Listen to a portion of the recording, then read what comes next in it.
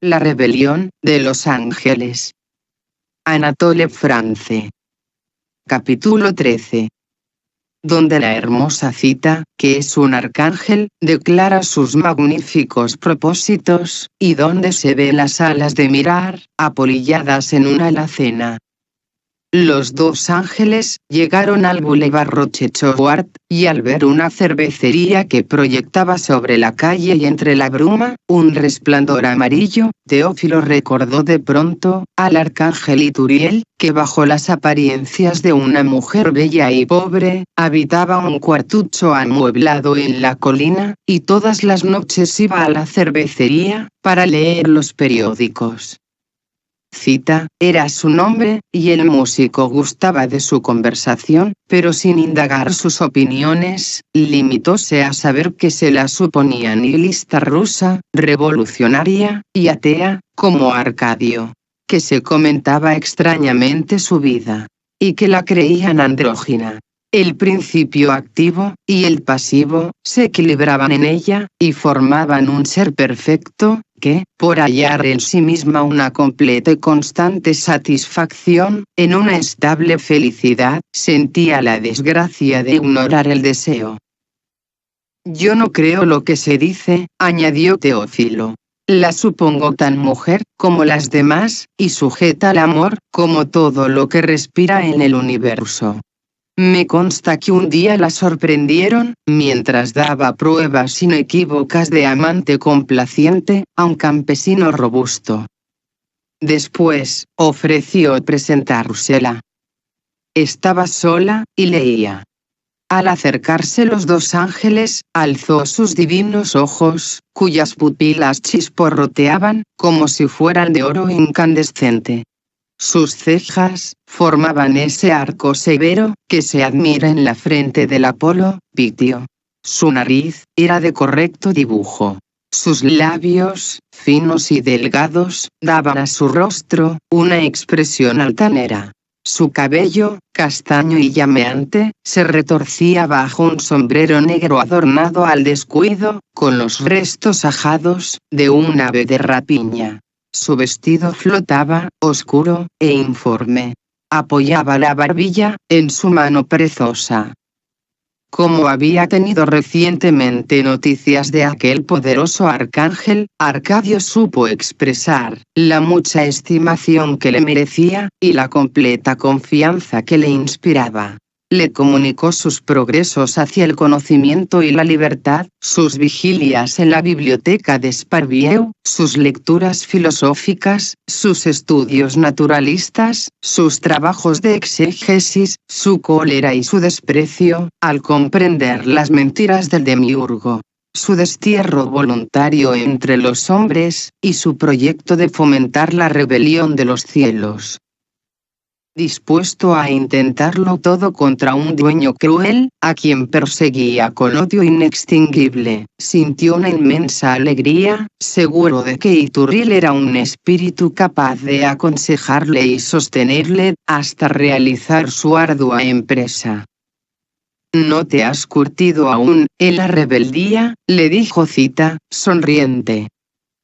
Pero confiada en la sinceridad, en la fuerza, en la resolución de Arcadio, le felicitó por su audacia intelectual. «Es lo que más escasea entre los nuestros», dijo Cita. «No discurren bastante». Y añadió inmediatamente, «Pero, ¿cómo es posible que se agucen las inteligencias, en una región cuyo clima es templado, y donde la vida es fácil? Aquí mismo, a pesar de las miserias que hostigan al espíritu, no abundan las preocupaciones intelectuales».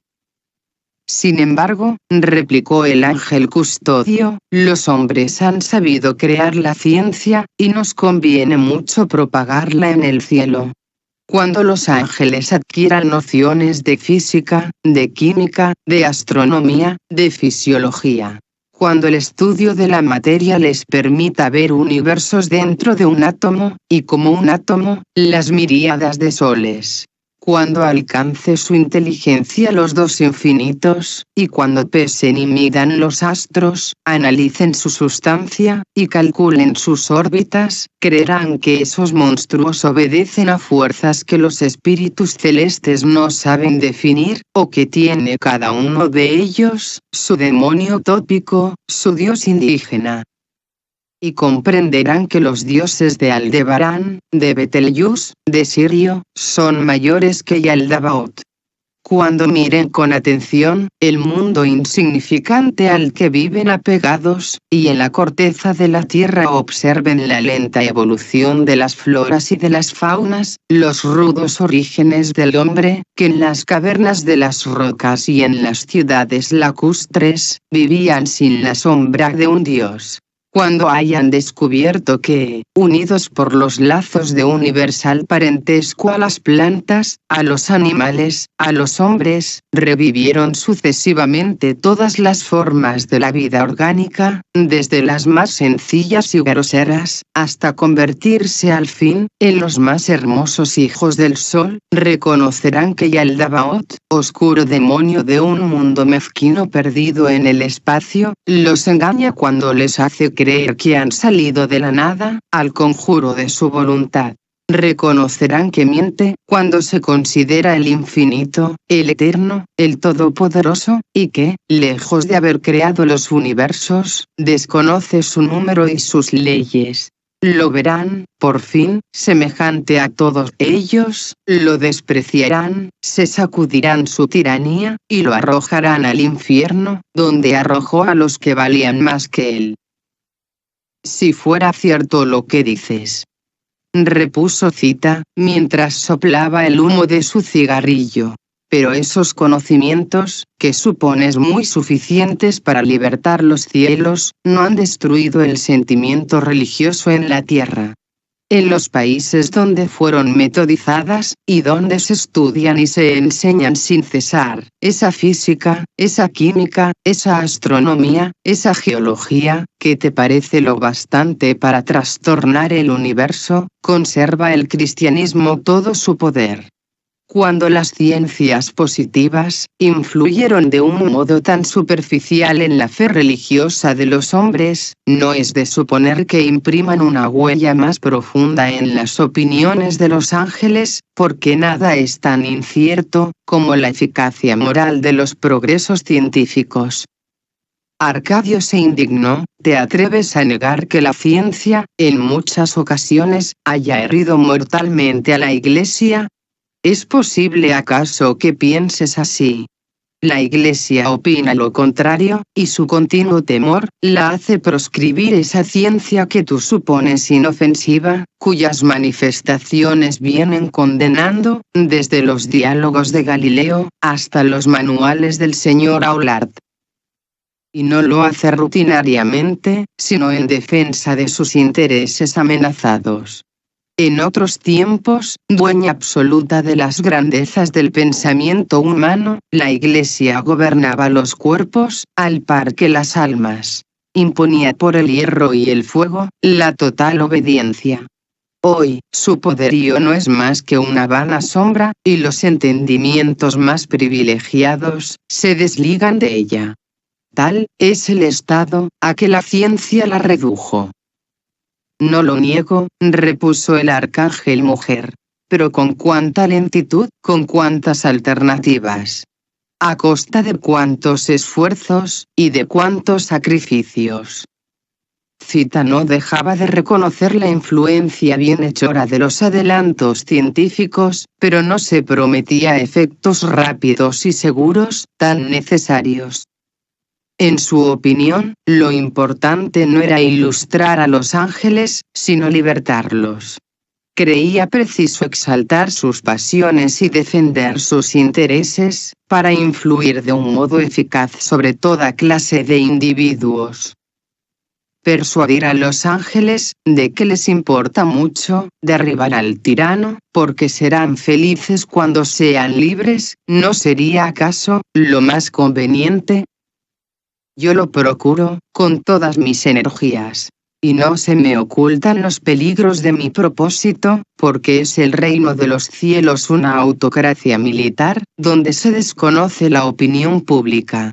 Pero a pesar de todo, no desmayo, y confío en asegurar, sin vanagloria, que nadie conoce como yo, las diferentes clases de la sociedad angélica. Zita reflexionó un momento, y después de tirar al suelo su cigarrillo, mezcló su voz con los choques de las bolas sobre las mesas de billar, con las vibraciones cristalinas de los vasos, con la palabra seca de los jugadores que apuntaban sus tantos, con las respuestas monótonas de los mozos a las llamadas de los clientes, al enumerar la muchedumbre de espíritus gloriosos. Imposible atraer a las dominaciones, las virtudes, y las potestades, que componen la burguesía celestial. No es necesario que te lo demuestre, pues conoces tanto como yo, el egoísmo, y la ruindad y la cobardía, de la clase media. En cuanto a los aristócratas, los ministros, los generales, tronos, querubines, y serafines, sabes como yo, que se abstendrán desde luego. Solo cuando se convenzan de que somos los más fuertes, vendrán a nuestro lado. No es fácil derribar a los autócratas, pero en cuanto se tambalean, sus más firmes sostenes los abandonan. Conviene mucho la propaganda en los cuarteles. Aun cuando el ejército es muy fiel, se dejará influir por las ideas anarquistas.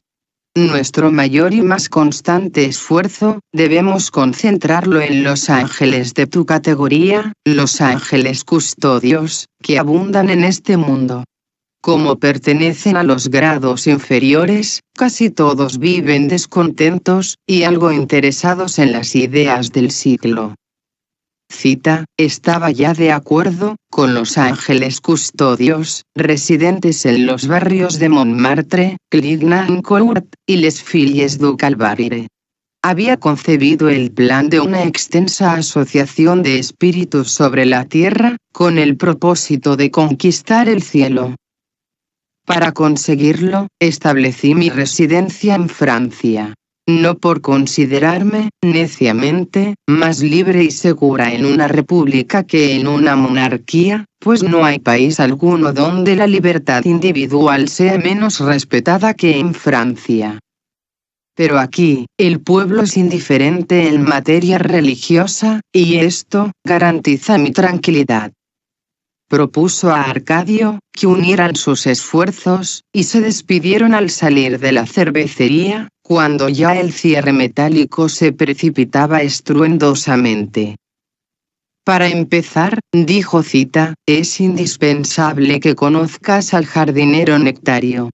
Yo te llevaré una tarde a su casita rústica.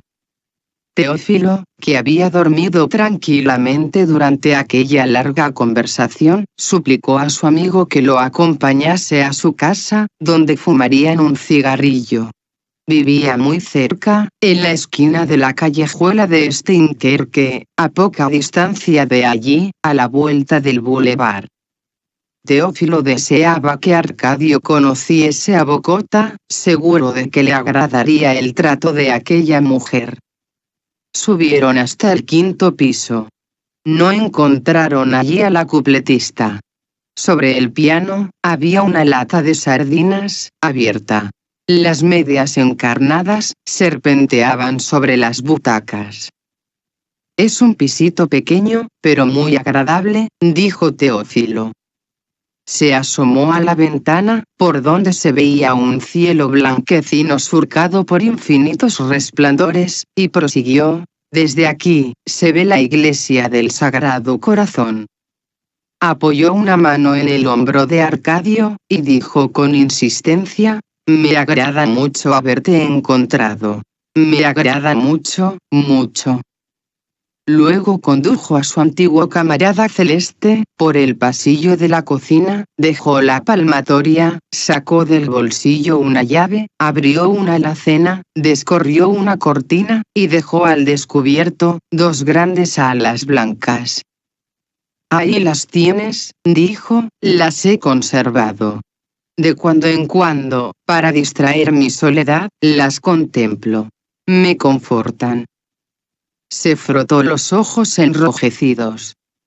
Después de un silencio conmovedor, acercó la bujía a las enormes alas, que se hallaban a trechos, desprovistas de su blanco plumón, y murmuró: se apolillan. Ponles alcanfor, dijo Arcadio. Ya se lo puse, respondió el músico, entristecido. Les he puesto alcanfor, pimienta, sales. Pero nada las conserva.